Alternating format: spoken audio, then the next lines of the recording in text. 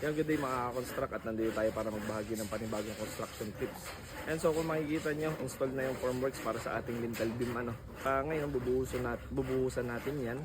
And kung makikita nyo rin, install na rin yung mga dowel bars natin para sa lintel beam. So napakalaking bagay ng ating lintel beam, lalo na pagka meron tayong CHB wall na overhead.